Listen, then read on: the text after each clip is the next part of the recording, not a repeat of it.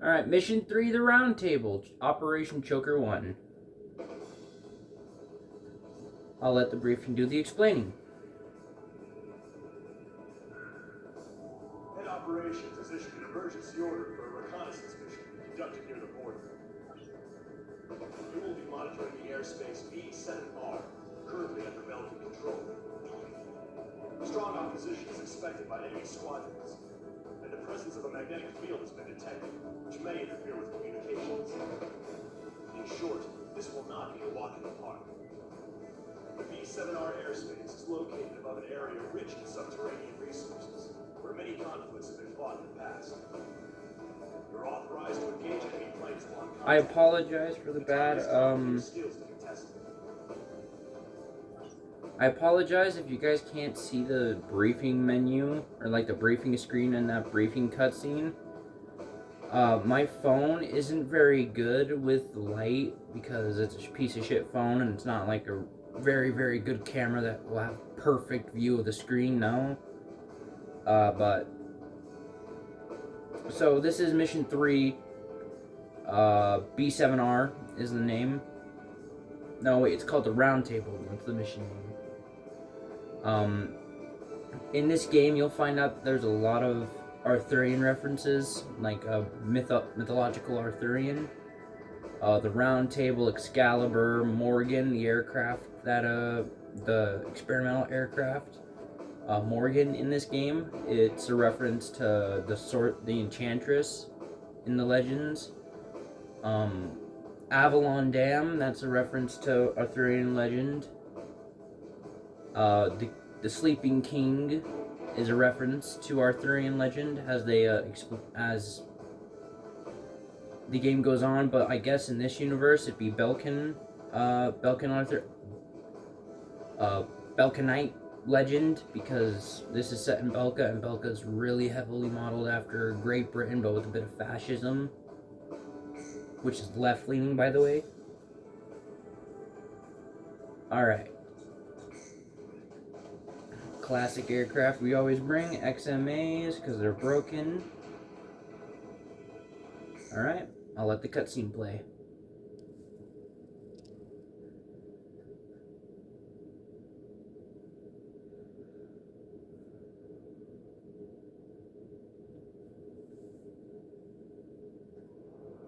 Belkan Priority 1 Strategic Airspace B7R, A.K.A. the Roundtable. It was the grand stage where we pilots performed. We were all on an equal footing, fighting under the same conditions. No affiliations or ranks to hinder us. Aces from every nation crisscrossed through those skies in pursuit of air superiority. The only rule of engagement was to survive. Alright, so me and my boy Pixie. Pixie's all the way the fuck up there, so I'm gonna climb up. So B7R is one of the areas that Ustio figured out had a lot of resources. Either Ustio or Osea tricked Belka into selling this land to Osea. And then when the Belkan War broke out, they immediately took it over. And that's because in B7R it is heavily, heavily rich in minerals and materials that they could sell and earn money. And they were suckered out of it by the Yoshi government. And that's one of the reasons why why the war started. In game, it's supposedly that B7R has a heavy, heavy electromagnetic signature that blocks radios and other shit like that. But if that was the case, I don't think any aircraft would be able to get a radar lock on one another. So dogfighting in here would be a lot harder if it was realistic, but it's ace combat. We don't really care about realism in this game. Big lasers and fuck off aircraft are a speciality.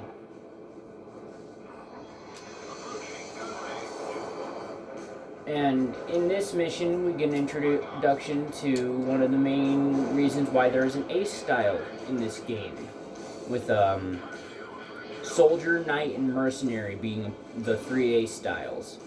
And depending on your ace style, you get 3 different squadrons every time you go to B7R. You get Rot, and I think you get Rot, Indigo, and Grun on the round table. Rot is Mercenary, Grun is either Soldier or Knight. No, Grun is Knight, and Indigo is Soldier, I believe. If I'm wrong, please put it down in the comments and let me know that I am wrong.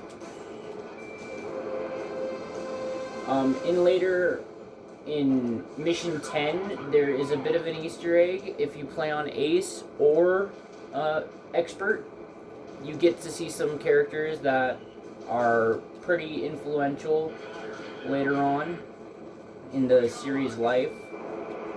And when we get to those missions, I will explain.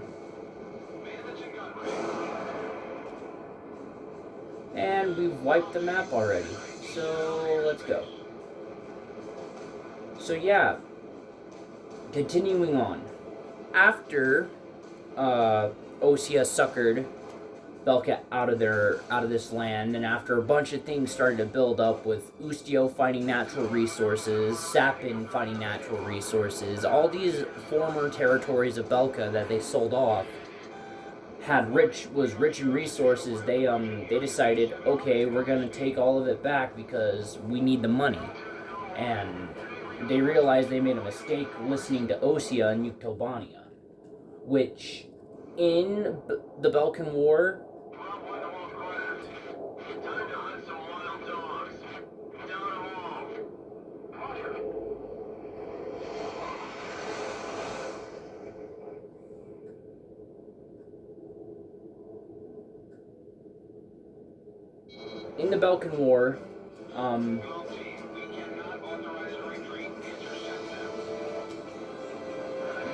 the official Belkan War only lasts about halfway through the game.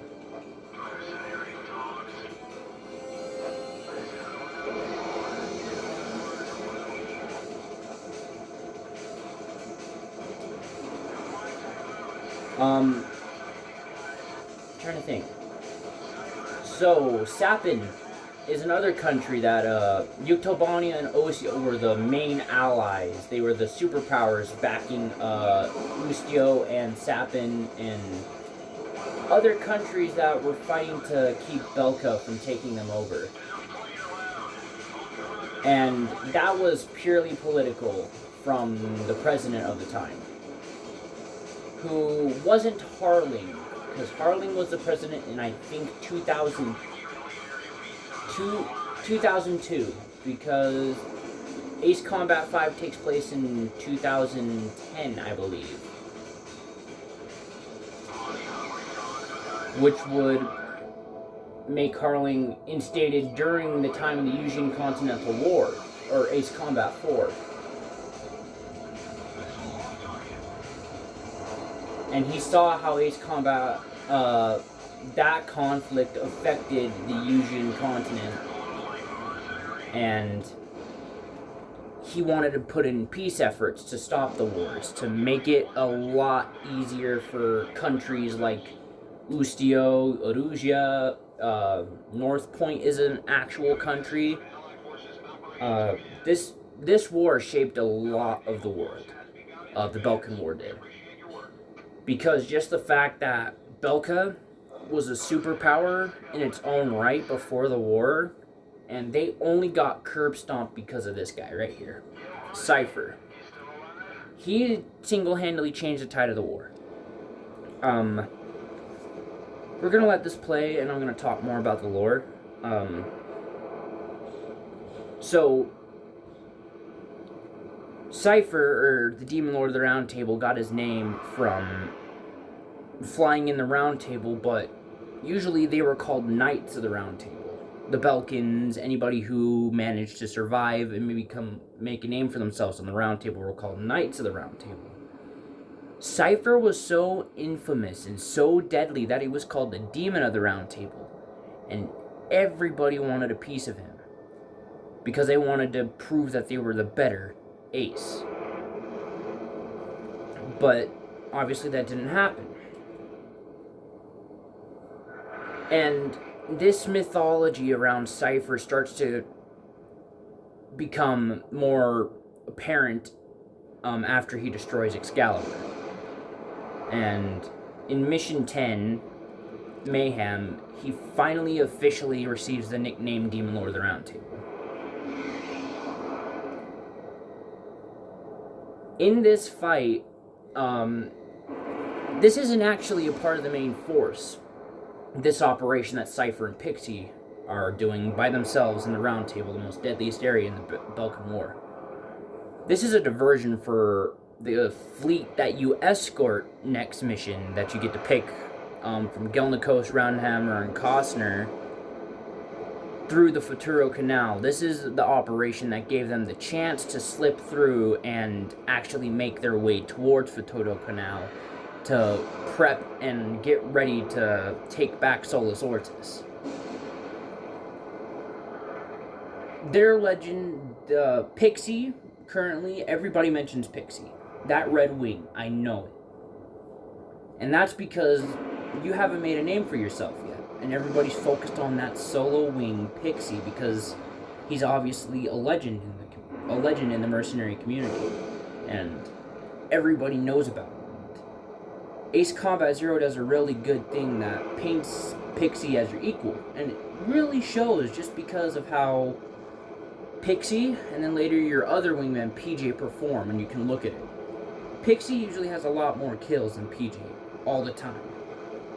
And that's just part of the storytelling. Pixy has a way better AI than PJ, and I don't mind that, but PJ is infuriatingly stupid.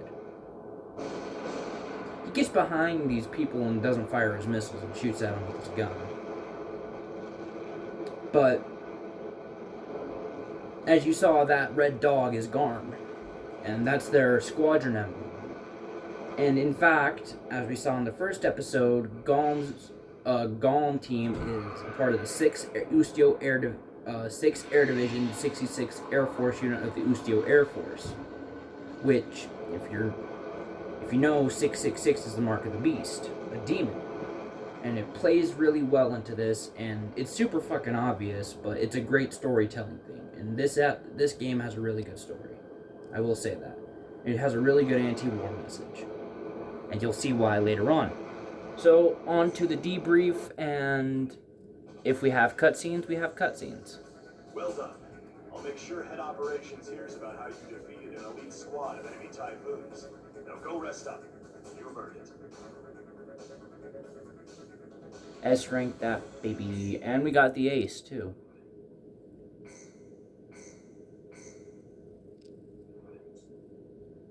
Alright guys, thank you for watching. This has been Zeus 28 Frenzy. I will see you next mission. Thank you for watching.